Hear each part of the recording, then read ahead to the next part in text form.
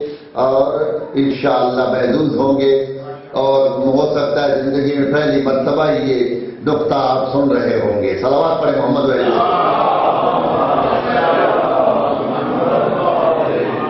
بار دیگر صلوات۔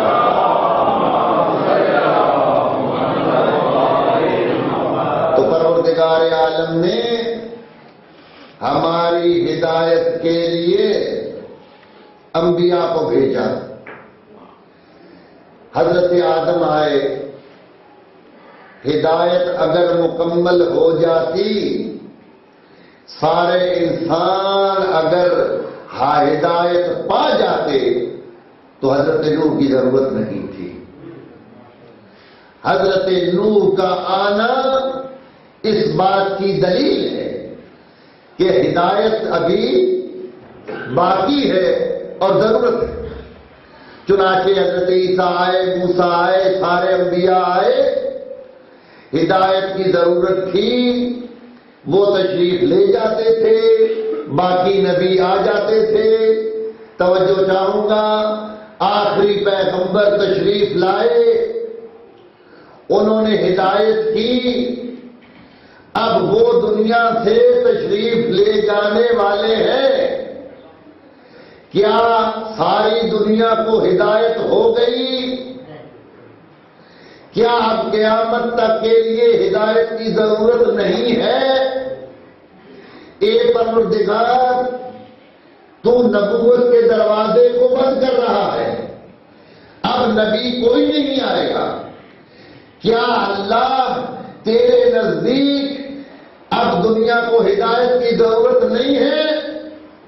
اگر ہدایت کی ضرورت ہے تو یا تو ادھر نبوت کا دروازہ بند کیا تھا، ادھر فوراً قیامت آ جاتی، نہ انسان پیدا ہوتے اور نہ کسی ہادی کی ضرورت رہتی، اس لیے کہ نبی نے تو آنا نہیں ہے۔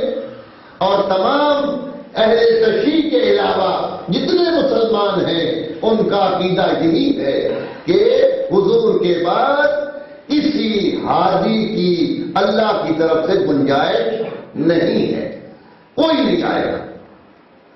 چنانچہ میرا سوال یہ ہے کہ انسان پیدا ہوں گے، یہ بتائیے کہ جب حضور تھے اور معاشرہ اچھا تشکیل دے کر تشریف لے گئے، اس کے بعد کیا دنیا میں برائی بڑی ہے یا کم ہوئی ہے؟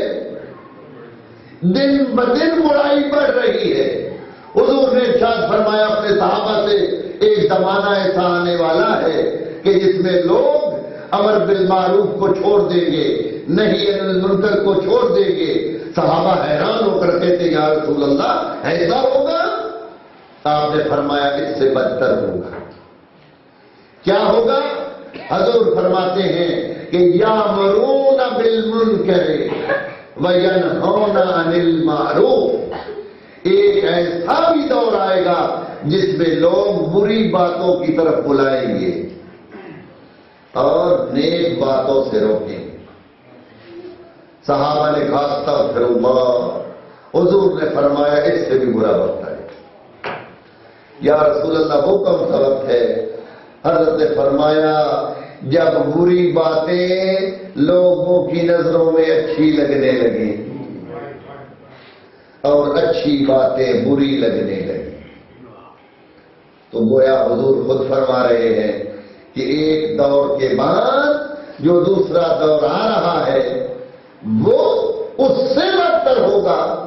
تو اے پروردگار، ادھر نبوت کا دروازہ بند ہوا ہے، ادھر قیامت آ جائے تاکہ نہ کوئی انسان ہو، نہ برائی کرے، نہ ہدایت کی ضرورت پڑے۔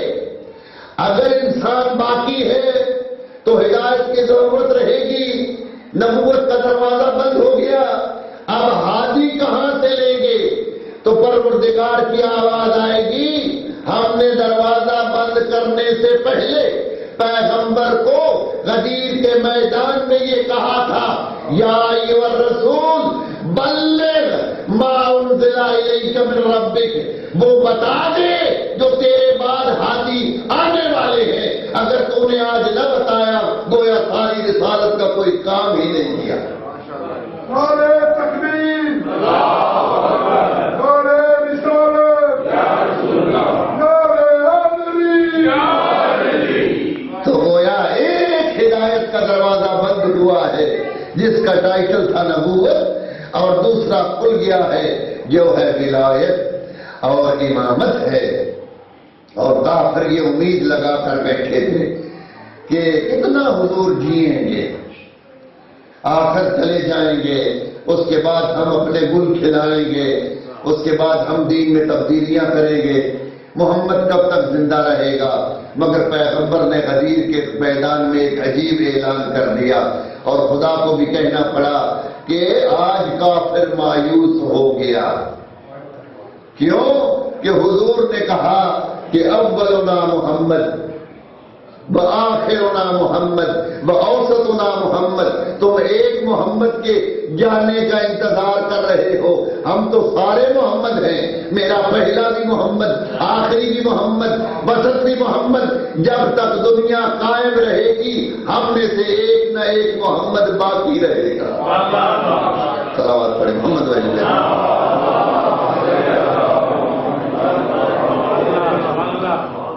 چنانچہ یہ ہے وہ کتاب کے ساتھ جو پیغمبر ہمیں دے کر گئے ہیں کہ یہ ہے تمہارے ہادی اور رہبر کہ جنہوں نے قرآن سے مل کر تمہاری ہدایت کرنی ہے، اور ان کی مخالفت تمہیں دردناک انجام میں مبتلا کرے گی، خبردار۔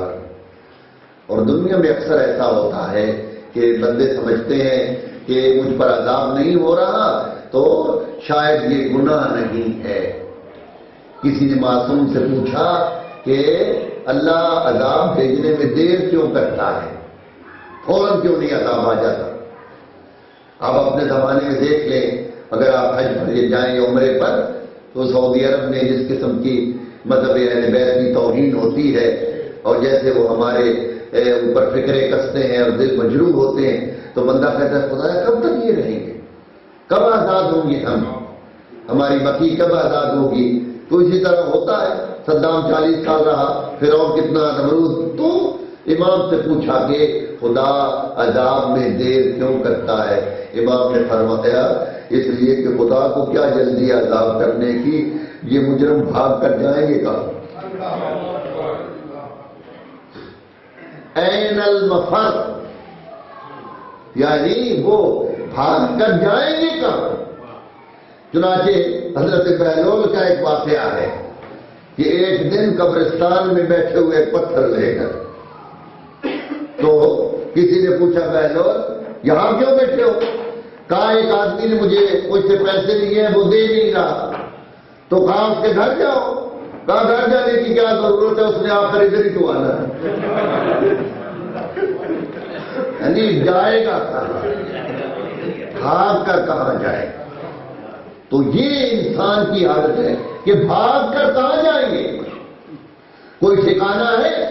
امام زین العابدین علیہ السلام سے کسی نے آ کر کہا مولا میں ایک گناہ کرتا ہوں اور چھوڑ نہیں سکتا، آپ امام ہیں، کوئی طریقہ بتائیے کہ گناہ بھی کرتا رہوں بخشش بھی ہو جائے۔ یعنی لوگ اماموں سے یہ بھی توقع رکھتے ہیں کہ ہمارے گناہ سارے کو بخشوا دیں، ہمیں کچھ نیک کام نہ کرنا پڑے۔ امام علیہ السلام نے فرمایا بالکل ہے طریقہ، بڑھ سکتے ہو۔ خوش ہو گیا، کہتے کیسے؟ حضرت نے فرمایا تو میں صدر ہوں، آج کے بعد یہ عہد کر لو کہ میں اللہ کا رزق نہیں کھاؤں گا، اس کے بعد جو مرضی گناہ کرو، قیامت والے دن میں تمہیں بخشوا لوں۔ یہ تو نہیں ہو سکتا۔ حضرت فرمایا اچھا چلو یہ مشکل ہے، ایک آسان بتا دیں۔ کہا جی، کہا اللہ کا پانی پینا چھوڑ دو۔ کہا یہ بھی نہیں ہو سکتا، سارا پانی اللہ کا۔ امام نے فرمایا اچھا پھر ایک اور کام کرو۔ کہا جی کیا؟ اللہ کی زمین سے اور اس کے آسمان کے نیچے سے نکل جاؤ۔ تو جو فرما رہے اور جو چاہے برا کر، کیا مطلب دن تم سے نہیں پوچھے؟ کہا ہر جگہ اللہ کی زمین ہے، ہر جگہ اللہ کا آسمان ہے، کہاں جاؤں؟ حضرت نے فرمایا بس ابھی آخری ہے چیز وہ اگر تم کر لو۔ پوچھا جناب کیا؟ کہا جب ملک الموت آئے گا تو تم کہنا کہ میں نے مرنا نہیں ہے، انکار کر دے، تو نہ تم مرو گے نہ تمہارا حساب بھی نہ ہو۔ کہا مولا یہ بھی نہیں ہو سکتا۔ حضرت نے فرمایا پھر تمہیں شرم نہیں آتی؟ رزق بھی اس کا کھاؤ، پانی بھی اس کا پیو، اس کی زمین پر رہو، اس کے آسمان کے نیچے رہو، اور تمہاری اتنی ہمت بھی نہیں ہے کہ موت کو روک سکو، تو اے عبد خدا اتنا بھی شرم نہیں آتی کہ پھر بھی گناہ کرتے ہو اور یہ پوچھتے ہو کہ گناہ بھی کرتا رہوں اور بخشا بھی جاؤں؟ یہ عدالت الہیہ کے خلاف ہے۔ یعنی ایک آدمی یہ سمجھے کہ میں نے آئمہ کو اس لیے مانا ہے کہ میں گناہ بھی کرتا رہوں اور بخشا جاؤں۔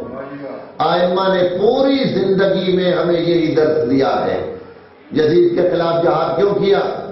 یزید کے خلاف نہیں تھا، برائیوں کے خلاف تھا۔ امام حسین علیہ السلام جب مدینہ سے نکلنے لگے تو یہی میسج دیا کہ میں اپنے جد کی امت کی اصلاح کے لیے جا رہا ہوں۔ کون سی اصلاح حسین چاہتے ہیں؟ کیا ہم وہ اصلاح لے چکے ہیں؟ اور اگر آج ہم وہ اصلاح نہیں لے چکے تو گویا ہم حسینی نہیں ہیں۔ حسین علیہ السلام ہماری اصلاح چاہتے ہیں کہ ہم نیک ہوں، ہمارے اعمال اچھے ہوں۔ اعمال کے بغیر انجام نہیں ہے، اعمال کرنے ضروری ہے۔ چنانچہ پروردگار عالم نے عقل کو حاجی بنایا ہے، ہم عقل سے سوچیں۔ ہمارے آئمہ نے جو تبلیغ کی ہے، امام جعفر صادق علیہ السلام جا رہے ہیں، اللہم صلی علی محمد، حضرت کا ایک بہت بہترین ساتھی، بہت بہترین ساتھی حضرت کے ساتھ جا رہا ہے۔ اس کا ایک غلام بھی ساتھ جا رہا تھا، سیاہ رنگ کا، غیر مسلم۔